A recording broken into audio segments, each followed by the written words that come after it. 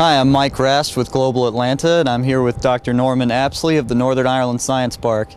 And Mr. Apsley, I understand that the Science Park was the first thing open in the new Titanic Quarter.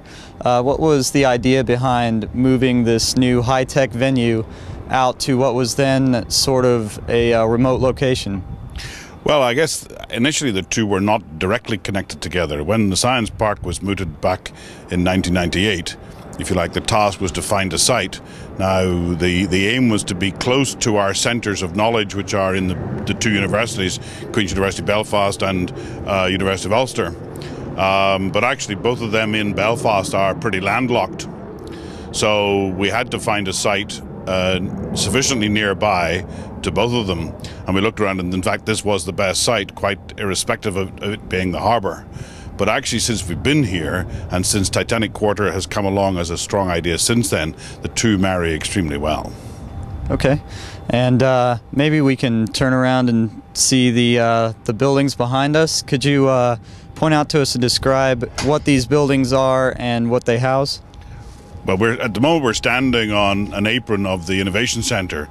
The Innovation Centre is probably our most agile building is the word that we use. It can take anything, and it can any particular science, wet or dry, and it so it has the biggest variety of facilities, if you like. It was also built as the meeting place of the whole science park. Beside me over here is what we call White Star House.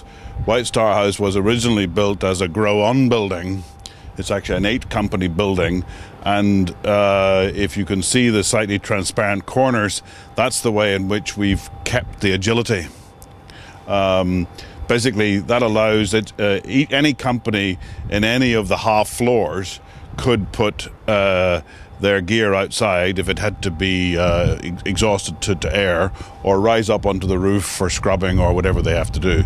But actually in there, the whole building has been let to Citigroup, because it is one of the 3 international technology centres that they use, and all the external space is actually to cool the myriad of computers they have in there, and the little special feature is being cooled from the Lagan Aquifer, which is 300 metres below us, and so it's the lowest carbon building, we think, in Belfast. Then the building over here, the green and grey building, is the Queen's University Institute for Electronics, Communications and IT. It's directed by John McCanney, one of the few resident Northern Irish Fellows of the Royal Society. John's one of those rare breed who can both do science at the highest level, but also turn it into business. And so he has spawned at least 2 companies in his time, and those companies have done things like arranged the digital technology for the BBC and a number of other broadcasting companies, but also he's done a job or 2 for Industrial Light and Magic. And his team, he has 3 or 4 different teams in there looking at the future of different aspects of digital communications, digitizing technology, and all that goes with it. And then just behind ESET, in fact, there's a new building going up, and it is our next offering, which is our most agile building, and that will be open in the autumn, and that's a further 50,000 square feet. And if all goes well, it's the first of 3 clones that will be in an arc facing the sea. And if all goes well, if everyone who's negotiating for that building signs up, we'll be starting another one straight away.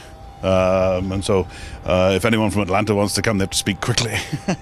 There are a little bit more historical locations behind us. Could you tell us some about those? Yes, this is something that was actually been rather hidden to all of us. I mean, I'm a local boy, even though I spent 30 years in England, and I didn't know about this till I returned and owned the site, as it were.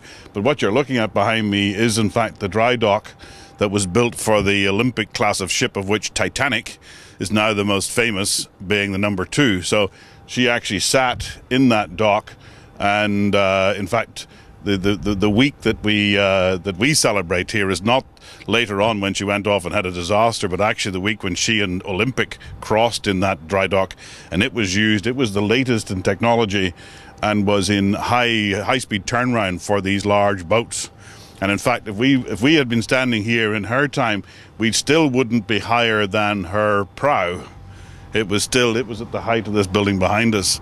So it was a very big vessel, and the more we know about how the people of the day managed that without electricity, using only steam and steel, if you like, it contains quite a few innovations. So, in actual fact, the progressive 19th century in Belfast has become something of a model and a wish for us. If we can be as progressive in the 21st century as in the 19th, we'll take the world by storm.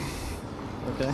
And the building here just to the side is in fact the powerhouse of that day. That's the pump house. So it contains essentially megawatt pumps for emptying that water, but it also was the source of power for all the mechanical operations around the dock. And so part of it is open to tourism, but part of it is going to form an interesting sort of common room facility for the Science Park as well. And so visitors and associates of the Science Park, I mean, I can see them sitting there enjoying their coffee and doing their deals over the next winter.